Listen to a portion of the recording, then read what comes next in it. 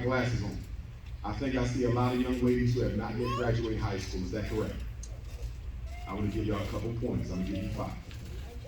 Number 1, you go to school to focus on your books, not the boys. The boys will be there when you are done your education. Focus on your work. Stop focusing on love and romance. I've seen too many young ladies lose full scholarships. I've seen too many ladies have to drop out of school because they put sex and boys before education and future. Stay focused. The boys will be there when you're done. Number 2,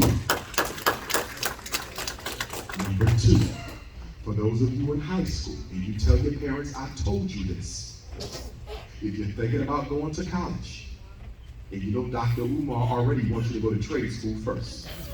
But if you go to college first anyway, so be it. Do not choose a college until you have visited the college.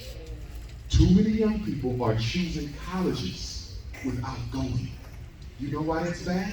When you look in the brochure for college, what they show you is not what they have there. You have to physically go and see if the dormitories look like this. You have to physically go and see if the food is this good. You have to physically go and see, am I going to have my own apartment? Because colleges are misleading. So make sure you visit. Because guess what?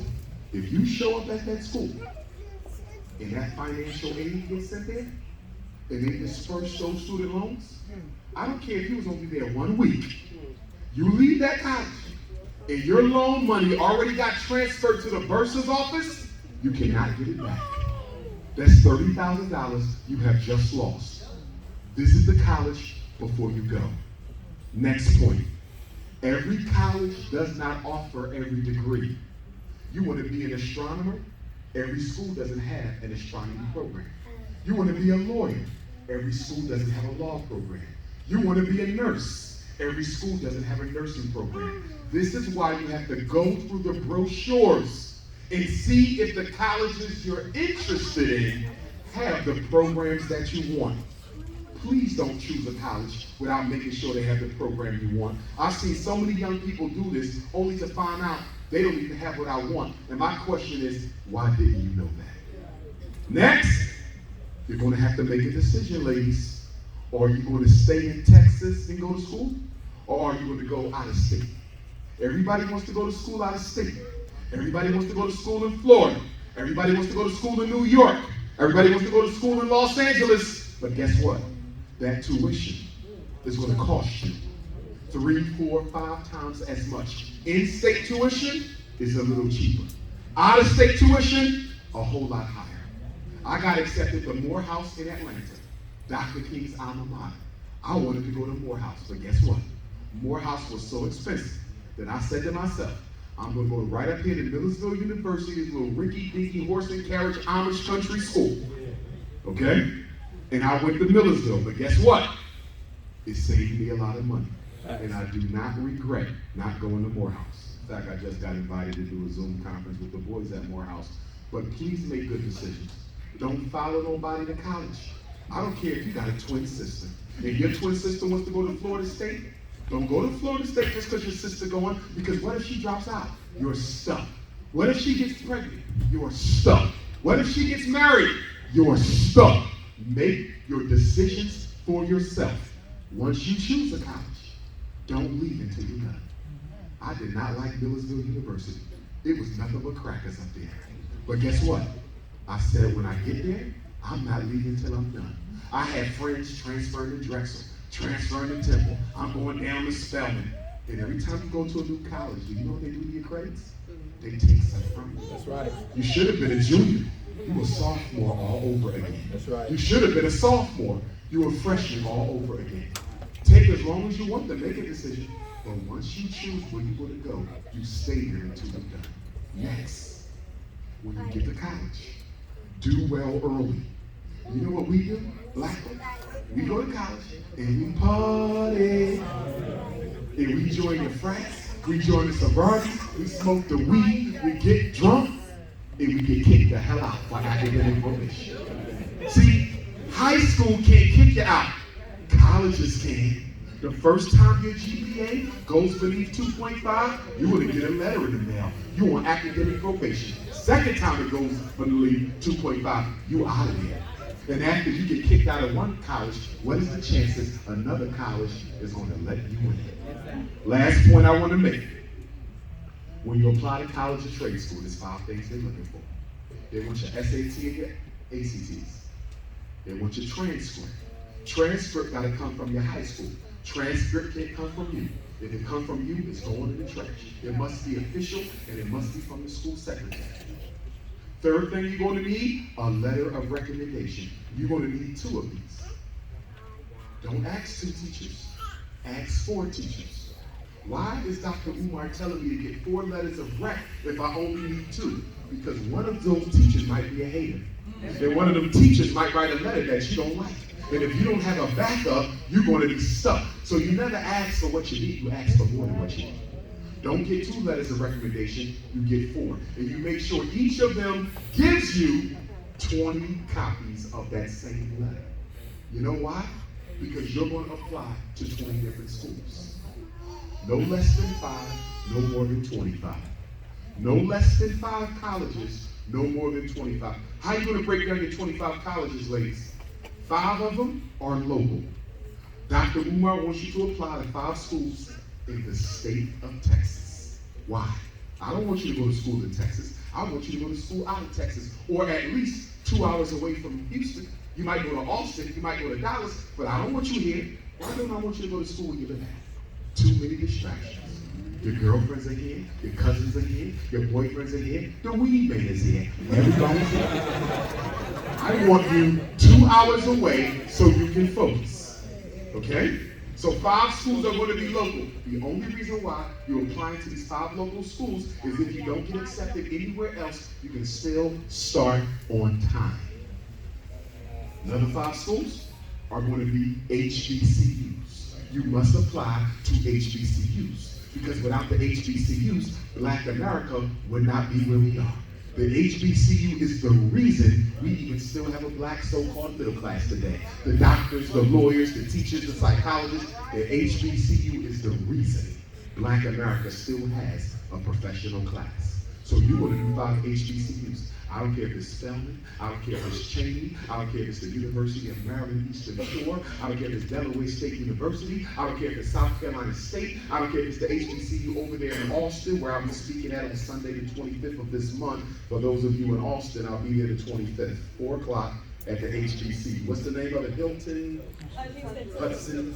Houston, Tillerson. Tilson, Stilton. Houston, Tillerson. That one. I'll be there on the 25th at 4. 5 HBCUs, 5 local. The next 5 are boondock schools. You know what that means? Dr. Umar wants you to apply to 5 colleges that have nothing but white folks at it. Now, why would Dr. Umar want me at a pasty pilgrim ass college? You know why? Because if you apply to a school that's all white, it's going to increase your chances of getting in, and it's going to increase your chances of getting a full scholarship. And guess what? If you get a full scholarship to We Hate Black Girls University, you're going to go. You want to know why you're going to go? Because after you graduate from We Hate Black Girls University, you will have a degree and you will owe 0 student loan debt. I don't care if it's horses. I don't care if you got to sleep in a room with a cow. I don't care what they got going on. I don't care if the Ku Klux Klan is burning crosses every night. If they giving you a full ride, you are there. Hey. Now she got 8 colleges left. The last 8 colleges are what I call realistic opportunities. These are 8 schools that you got the SATs for, you got the ACTs for, you got the grades for, and you have a good chance of getting in. Those are your last 8. That's how you're going to decide where you want to go to college. And you better visit some of them. You might can't visit them all, but you better visit some. And you tell your mom straight up, Mom, that college costs $40,000 a year. If you send me there and we don't go visit and I don't like it, you're going to lose a lot of money. Wouldn't it be cheaper to spend $200 on a plane ticket than lose $30,000? That's how you got to do that. All my parents in here, stop being lazy. Get off your behind and take your children to go visit these colleges before they make their final decision. You must go. Also, I want your children on campus. I want you on campus. I don't want you living at home because I want you to be in the academic atmosphere. Children who live on campus tend to do better than those who do not. And what else you going to need? ACT, SAT, transcript, 2 letters of recommendation, application fee. College costs money. So if you're applying to 20 colleges, the average application fee is $50. Do you know what that means? You need $1,000 just to apply, and you don't get the money back. So I'm gonna give you a little secret on how you can get this money. You go and get you a notebook, right? You fold the papers in half and you write the name of all 20 schools. And then you go around the community and you say, hey, Mama Doris, would you like to sponsor my application to Harvard or to Chang or to Spelman or to the University of Texas? That sounds a whole lot better than I need $50. Right. So you go around and you get it done. So if you get accepted, they feel good and say, I sponsored her application to California State University. Takes a village. Last thing, I'm gonna be quiet. The most important thing in your application is a personal statement. Every college wants you to tell them why you want to come here. And I'm telling you now, if you screw up that letter, I don't care how good your grades were, I don't care how high your SAT scores were, you will not get in. The personal statement is the most influential item in the college or trade school application. And do you know why? It's because it is the single best estimate of how well you've been educated. Your writing skills. Your writing skills are the single best estimate of how well you've been educated. Let me explain this to you, ladies. She graduated from Texas, a high school in Texas. You graduated from a high school in Louisiana. You graduated from a high school in New Jersey. You graduated from a high school in Detroit. All y'all got straight A's and B's. I'm the admissions officer at Texas State University. How do I know which one of you have received the best education in your high school? Y'all all got A's and B's. You know how I find out? Your writing skills. If you spell a word wrong, application in the trash. You don't know how to use a comma, application in the trash. Run-on sentences, application in the trash. And when you write your letter, 3 things better be in. Why do you want to go to that school? Don't say because I like the football team. Don't say because my auntie went there. Don't say because my mama went there. They don't want to hear that. They want to know why you go. So you know what I said?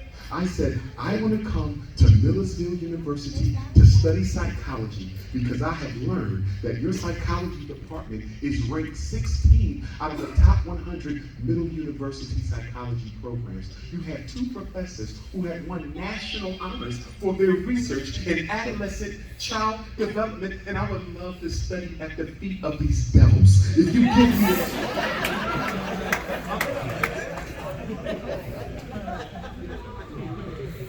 Tell them why you chose that college. Tell them why you chose your major. And tell them how they know you're going to finish. You have to deal with how you're going to finish. Because black students got a bad reputation. We show up, we join the frat, we get drunk, smoke some weed, have a baby, get kicked out. So you have to tell them, I'm the first in my college to go to college. First in my family to go to college. Education is important to me.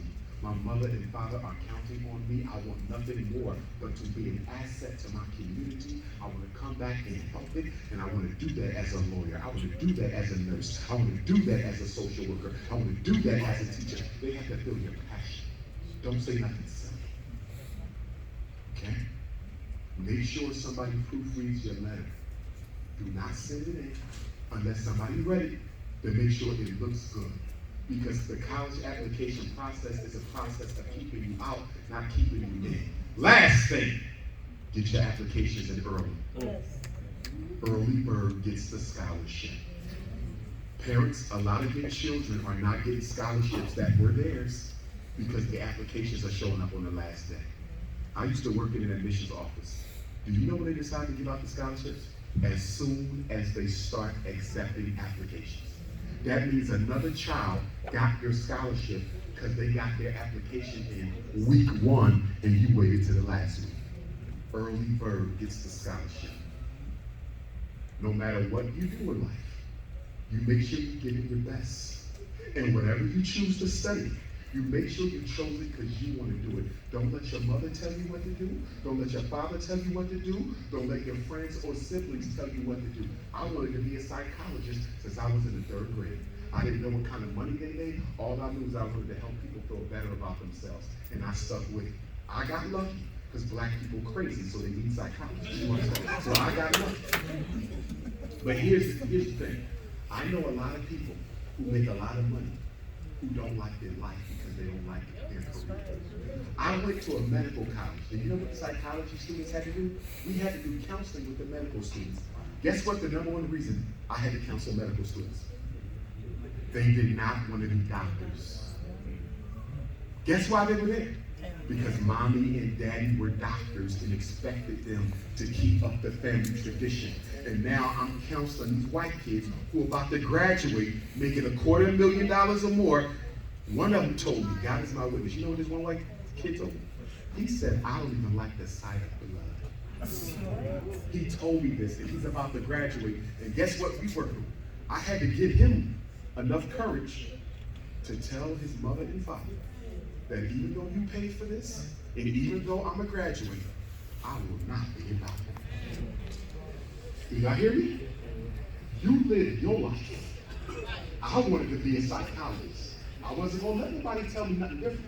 Choose what you want, because you're going to spend the rest of your life doing whatever you choose. So you make sure it's something you love. You wouldn't choose a career that you would work at whether you got paid for it or not. I'm going to help kids whether I got paid for it or not. I'm going to be a therapist whether I got paid for it or not. Do something you love. That way the money is only a cherry on the top, not a reason to do it.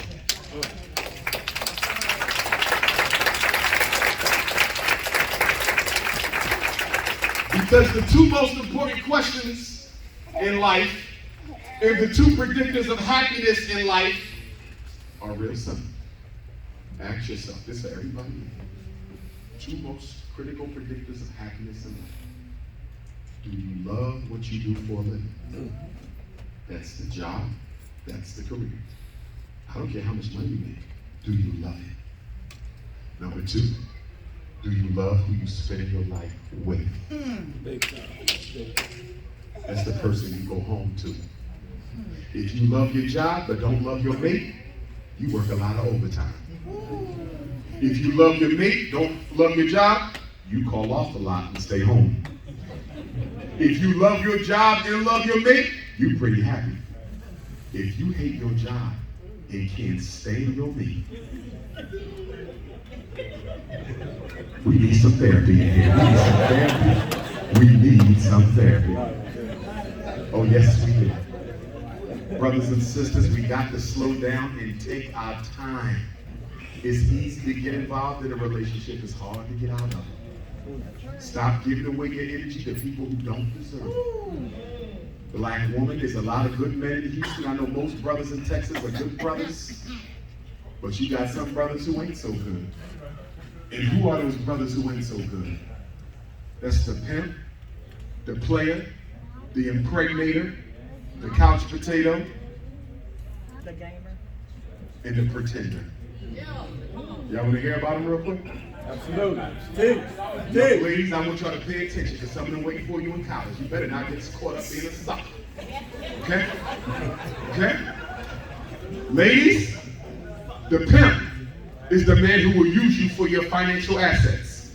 He wants your money. He wants your credit card. He wants you to pay his child support. He wants you to take care of him. He wants you to be his financial and economic benefactor. Now, please don't confuse this with a woman who's holding her man down until he gets on his feet.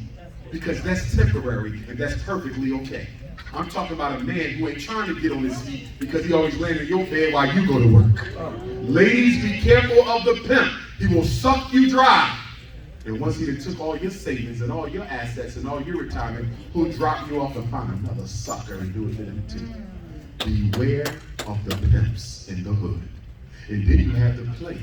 Who's the player? The player is the opposite of the pimp.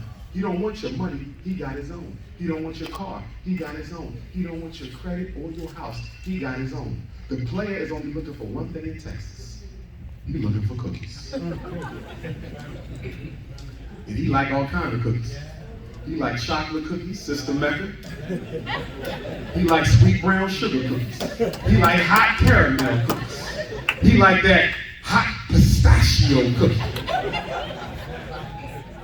He is nothing but the Houston Cookie Monster! You better stop laughing, little boy. See, ladies, I'm gonna tell you like this. Most men have a period in their life where they do a little bit of cookie monstering. But then they find the woman of their dream, the one they want, and then they get rid of all the women on the side. That's most men. Some men are dysfunctional. They will be a cookie monster forever. Some of you got grandfathers. Still cookie monster. He only got one leg working and he's still out there looking for the damn old lady. Beware of the cookie monster. And when y'all get to college, it's going to be a lot of cookie monsters. And keep your cookies to yourself and you focus on your books. Get out of there a virgin. I want you to graduate from college a virgin. Nobody ever touched you until you get married. That's how I want it.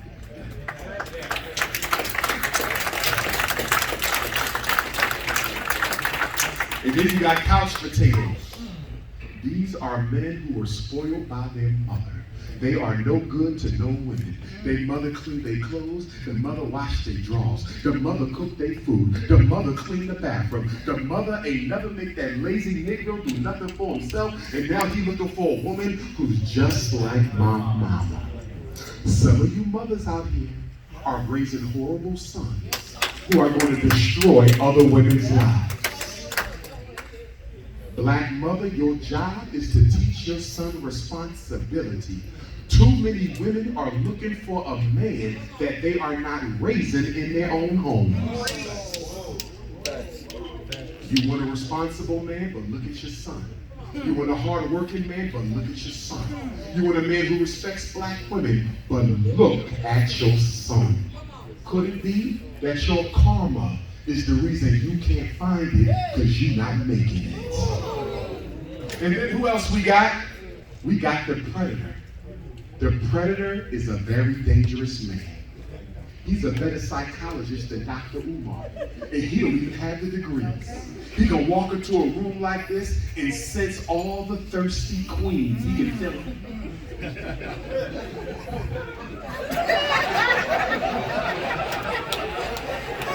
And then he's going to meet you in the lobby, and he's going to get your number, and it's going to start off real good. He's going to be taking you out and whining and dining you, and then all of a sudden, he's going to start trying to separate you from your support base. Why you got to go to church with your mother every Sunday? Why you got to hang out with your girlfriends every Friday? Why you got to volunteer at the club every Wednesday with the little kids? You have a man now, and you should be home with me. And then he starts verbally criticizing. I don't like you gaining too much weight, or you losing too much weight, or you don't cook good no more. He starts working on his self-esteem. And then he starts verbally threatening. And ladies, I'm going to say this because I know this as a therapist. If a man hits you once, he's going to hit you again. Because the impulse to beat a woman isn't something you think of in the moment. It is an unconditioned response, which means the bad behavior was probably already exemplified by mother's boyfriend or dad himself. And once he hits you, that's the moment of reality. Too many women say, I'm not going to tell you to leave the relationship, but I am going to tell you to leave the home. Tell him, if you still want this, you're going to go to a therapist. He's going to tell you, I don't know him. And you're going to say, I'm going to call Dr. Umar and get one right now. Because your ass is crazy. And Dr. Umar told me on July 10th that this shit's going to happen. Ladies, it's okay to love him, but make him get the help he needs if you want to stay in your life. Condition for this relationship to continue is you're going to get therapy, and while you're getting that therapy, we cannot live under the same roof because my daughter cannot see me getting beat by a man. Because girls who see their mothers get beat are more likely to accept it. And boys who see their fathers beat women are more likely to do it. That predator is a dangerous man because he will wear you down. And the next thing you know it, you think you need him to survive. Ladies, beware of the predator. Brothers, keep your hands off these women. And one day we're gonna have us a ski mask club. So all the sister gotta do is make one phone call. And the new Black Panther Party gonna be at that door, shotgun ready. I heard you put your hands on one of my sisters and get your ass out here and take this liquor. We gotta get there, family. We're the only community who does not reward good behavior or punish bad behavior. In the Italian community, the mafia rewards and punishes. Every community has a system of reward and punishment except black people, and there's no way we're going to get there where we need to be if we don't start rewarding and punishing. So that's the pimp, that's the player, that's the predator, that's the couch potato, and then you have the pretender.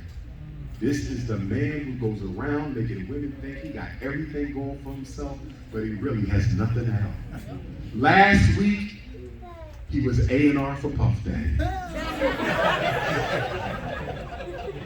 This week, he's Beyonce's road manager.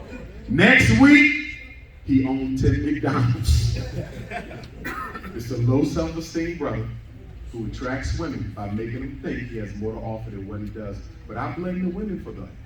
Because if he wasn't after materialism and money, he could have never got you in the first place. And if I'm going to talk about the 5 types of dysfunctional women, I need to talk about the 5 types of dysfunctional men. I got to talk about the 5 types of dysfunctional women. Y'all ready for this? Now, before I say anything, brothers, I want you to look around the room and look at the women who can't sit still. Look at the ones who shiver. Look, she's shaking. Look, she's shaking. Look, kids, why y'all can't sit still? The 5 types of dysfunctional women are the hopeless romantic, homicidal honey, hot in the pants, home wrecker, and the healer. Get her some therapy! We need it! Is there a pastor in here? At least she was honest! The healer is the great fixer-upper. The woman who thinks she can solve a man's problems. He had problems before you met him, but you think you're going to somehow rub your crystal ball and eliminate his alcoholism.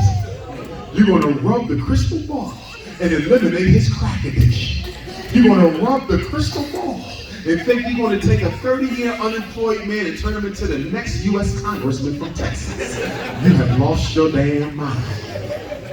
Nobody changes unless they want to change. And too many women are out here fixing up men, using time and money you should have better spent fixing up yourself. And what happens is, once you help him reinvent his life, he finds another woman who's more on his level because you were working on him while you were not working on yourself. When you date somebody, you must ask yourself one simple question. Can I live with this person as they are, with all of their deficits, until the day I die, if they never change? And the problem with us, we will go get married because I like 60% of her, and I think marriage will fix the other 40. Well, I got news for you. Marriage don't make problems smaller, they make them bigger. Because now y'all under the same roof. So you better maximize that problem and multiply it by 10. Because if it's a problem during engagement, it's damn sure will be a problem during marriage. Oh, and I got another thing, ladies. Marriage is not a panacea for promiscuity. Some women think if I wife her, some men think if I wife her, nah, brother, if she like throwing cookies out, Ain't nothing you gonna do to stop it. Which takes us to this hot in the pants. Them cookies are still in the oven. She giving them out before they done. Butter almond, sweet brown sugar. Right, I just put them in. I could give a damn. Who want these cookies?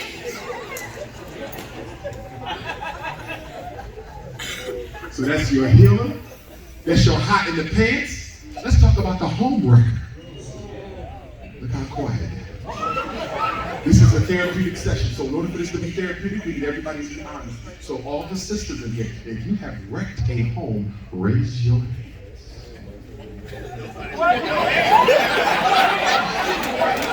One hand went out. One hand. Who has been used? Let me tell you how the home wreckers work. And see, black men, we be so thirsty for the curves that our intelligence gets turned off. Listen, black men, there's too much competition between black women for you to think one of them is going to be a secret so the other one can be happy. Let me say Wow. Wow. Let me say it one more time, because I want every black man in here to hear me. There's no black woman in America who's going to be a secret so another black woman can be happy. It's not going to happen. But this is how they get us. Because you come up to me and say, hey, I'm feeling you, bro. I say, I'm married. She say, that's what I respect about you. She needs therapy!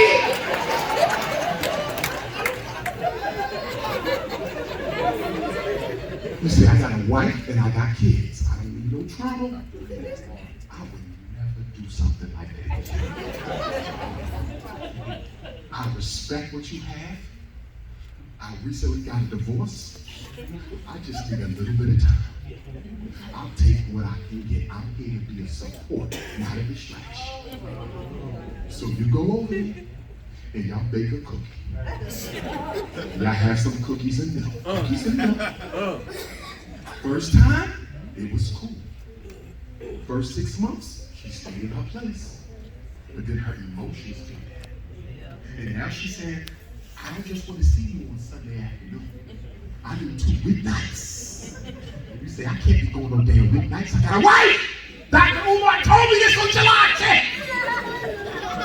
Stop it, little boy! So you know what you do? You cut her off. Don't call me no more. You change your phone number, your email, your TikTok, your Clubhouse. That's the worst thing you could have done. Because now you cut off all communication. Guess who she won't go to? The wife.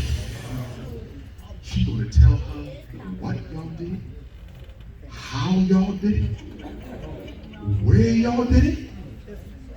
She gonna make your wife so angry. By the time you come home, your clothes already outside. Your son looking at you like you are no player at all. And brothers, it's nobody's fault but ours. Because sooner or later, that woman's emotions are going to get the best of it, which means they're going to get the best of your marriage. If you are a polygamous brother, be honest and let women make a decision. That's what I believe. That's what I believe. Some brothers need more than one queen. If that's you, you have a right. But the queens have a right to opt in or opt out. But don't be telling her, you all I need. And you got 60 crazy ass bald headed women in the Houston projects who can't wait to cut about it. So that's your homework. And they come in all ages too. And see, the homewrecker is mad at other women because so many of her men have been stolen that she don't care who she hurt.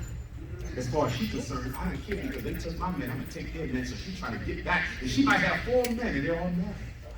She makes a living destroying relationships and it makes her feel better. That's how low her self-esteem is. And then we got the homicidal honey.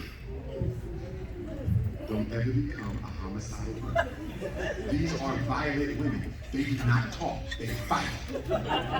Brothers know what I'm talking about. They will beat you up. Brother, you ever was at a family reunion and you said something your queen didn't like and she just smacked the piss out you right in front of your mother? You're like, smack her too. The homicidal honey is a domestic abuse victim who got so tired of getting beat that she's so hyper vigilant for violence that soon her brother raised his voice. He's not even a violent brother. He just got a little angry. She's so hyper vigilant and hostile that she automatically perceives any reaction as a threat. And all she does is fight. She burns, she cuts, she busts windows out.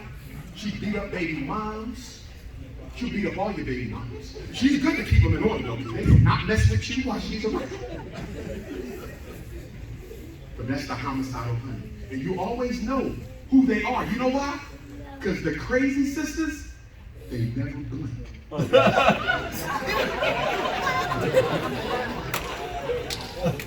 Whenever, just look at her, brother. You ever see a woman, you turn the fan on, she still don't blink.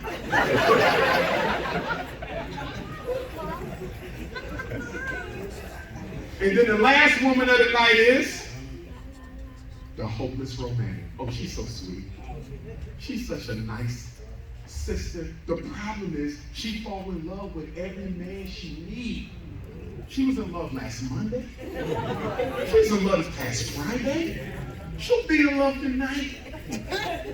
So, brother, you take her out. What's a nice black-owned soul food joint in Houston? Sugars. Sugars was there. No shootouts, right? Okay. You took her to Sugars. Y'all had a nice meal. You took her home. Nothing happened. Nice. You on your way. You get a text message. I know this is going to sound crazy, but I'm a spiritual sister. And I could feel something tonight. I can't put my finger on it right now. But my ancestors speak to me all the time. And they told me that you're going to marry a man by the name of Marcus. You say, but I'm not Marcus, I'm Mark. Close enough. And my ancestors said that I am supposed to make you mine. No matter what. And see, brothers, when a woman starts telling her she's digging us too early, it goes to her head. We be egotistical with it instead of psychological. Like, wait a minute, this might be a little psychological assessment. You're like, nah, I got it like that. I'm psychologist. I'm Mr. He. And then the worst thing you can do is take a cookie from a crazy queen. Because you cannot give those cookies back! Stop it!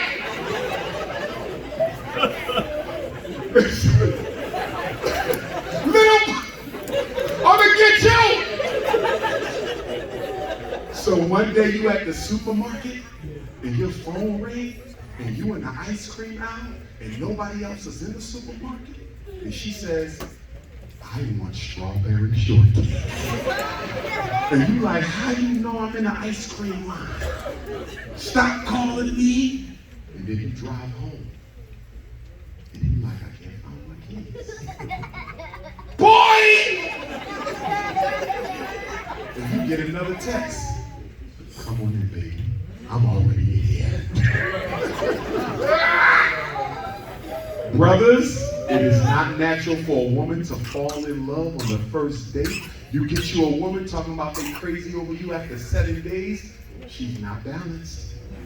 Do not take those cookies! Boy! Now, as I close, my next book that I'm working on is the For Sisters Only Relationships and Dating. When it's done, I'm going to come back and do my For Sisters Only seminar.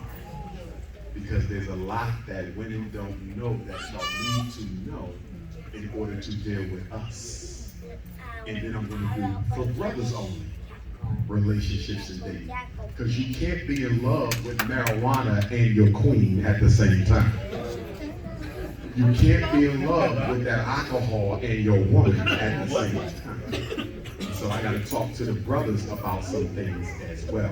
And you got to get over that hurt your mother caused you as a little boy. Because if you don't, you're going to objectify your woman as your mother, and all of that anger that your mother should have got your woman is getting it, and then your daughter is going to get it too. Brothers have to get therapy. When we need therapy, you can't just keep on pushing that pain down because it will come out. Energy cannot be destroyed. It can only be transferred. So brothers need healing, sisters need healing, and we got to stay out of these codependent relationships. You know what that is? That means when your woman has a dysfunction that she needs you to co-sign, and you have a dysfunction that you need her to co-sign. So you in love with marijuana, she in love with alcohol, and you tell her, it's okay, baby, you ain't that drunk. And she tell you, it's okay, baby, you ain't that high. No, this is real. That's why drug addicts always date each other. It's codependent. Because I know she's not going to hold me accountable because she can't hold herself accountable. And these are some of the most toxic and disruptive relationships. But I want to close with this. If I was in charge of marriage in Houston, all the brothers who want to have more than one woman, I would have them registered. And all the women who would be open to it, I would have them registered. And the men could only have 4 maximum. Maximum. If he can even, remember, this is only for women who are interested, not for sisters who don't.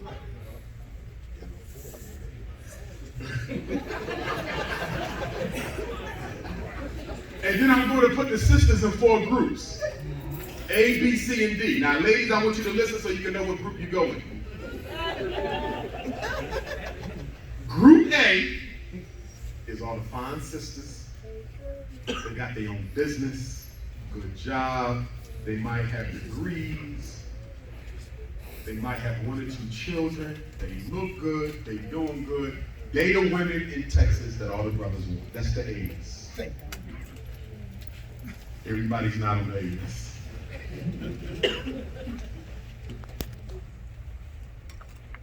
Because polygamy is supposed to benefit all women, not just the A-listers. Brothers, you can only have 1 A-lister. That's it. If you want more than 1 wife, no problem, but you only get 1 from the A-list. You're not going to have Beyonce and Megan Thee Stallion. It's just not going to work. Because Megan is fine! As soon as she get ready to leave, I want that little pearl skirt. Stay focused. Anybody got her number? You think I can make her conscious? Can I get her conscious? No. I can't. It's overweight. She ain't gonna give up the weed. Let's stay focused. Now the B list are sisters who are just below A. They might have got divorced, but they still doing good. Might have got 3, 4 children, still doing good. They right there. Brothers, you can only have 1 of them. And then you get to the C list. Now C stands for be a little bit more careful with your children.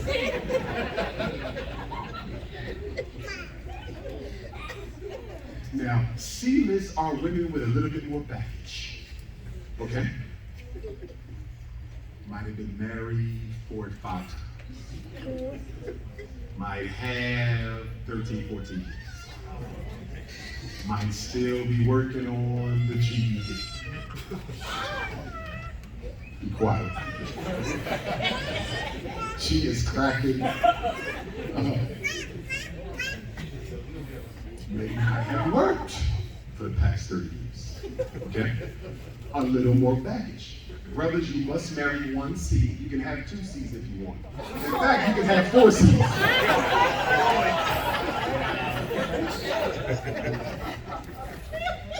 Close your ears, little girl. Number 4 is the D list. D stands for dangerous.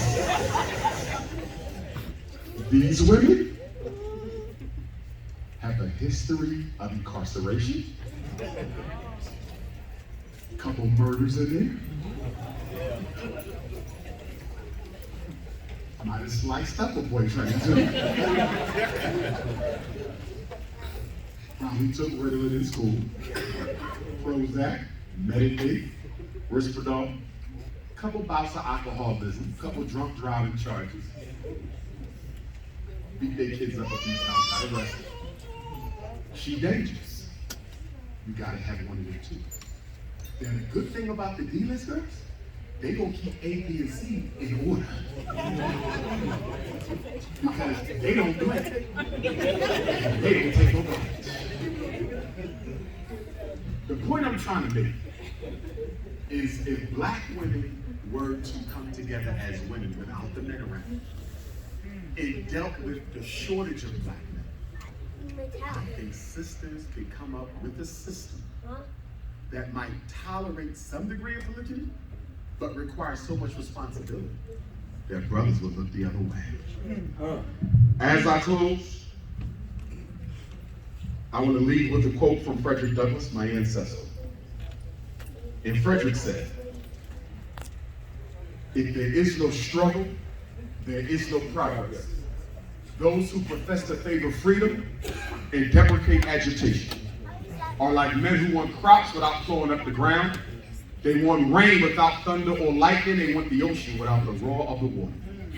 Frederick said, a man may not get all he pays for, but he was paid for all that he gets. And this must be paid for with blood or with blows or with both, but he who wants to be free must strike the first blow. He said, for 20 years I prayed on my knees to God for freedom, but the good Lord gave me no freedom until I got up off my knees and started praying with my feet. He said, if you want respect from white people, why do you look for pity? The man who pities you will never respect you, and the man who respects you has no need for pity. Power concedes nothing without a demand. That's right. It never did, and it never will. There was a black man born in slavery by the name of Booker T. Washington. Booker T. Washington was born a slave, but he walked to Hampton, Virginia to go to Hampton Institute, an all-black college founded by a white man. When he graduated from Hampton Institute, the president got a phone call from Tuskegee, Alabama. They was looking for a black man who could come to Alabama and teach black people how to make a living after slavery. Booker T took the job. He gets to Tuskegee, Alabama. He didn't have no school, so he had to use an old storefront, an old church, an old barn. When the students of Tuskegee showed up, the first class, they asked Booker T. Washington, where's my science lab? Where's my dormitory? Where's the lecture hall? Booker T said, you're standing on it. He made them roll up their sleeves, and the students of Tuskegee Institute built their own buildings, made their own clothes, cooked their own food, made their own bricks, became so well known for making bricks that the white companies would come and buy bricks from Tuskegee students rather than from white construction companies. Booker T said, I need a science teacher. He heard of a black man named Dr. George Washington Carver, the first of his race to get a PhD in agricultural science. At the time, George Washington Carver was considered the best scientist in America, not black, period. He turned down a lot of money to go and work for the government. He turned down a lot of money to go and work with Henry Ford and other car manufacturers and other pharmaceutical companies, and he came to Tuskegee to work for less. Rumor has it, he never cashed a check his entire time at Tuskegee. Booker T. Washington got to Tuskegee. He said, George Washington Carver got to Tuskegee. He said, Booker, where's my science lab? Where's my lecture hall? Where's my botany lab? Booker T said, George, all we have is what you see. This black man, born a slave, castrated as a child by the white people who took care of him because they was afraid he would want to molest their daughter. That's why George Washington Carver never had no children, and that's why his voice was so high-pitched. He was castrated. George Washington Carver went to the trash dump of Tuskegee. He took out aluminum, copper, tin, metal, plastic, and from the garbage of college students, this black man, born a slave, gave us more than 300 products from the peanut. From the garbage of college students, this black man, born a slave, gave us more than 500 products from the sweet potato. From the garbage of children, this black man, born a slave, gave us hundreds of products from the soybean. Can I ask you a question? How is it we come from ancestors who had nothing and did everything? We have everything and have done almost nothing. Black power, brothers and sisters. What I want to do, if y'all want to do it, and I do it by show of hands, if we have some questions,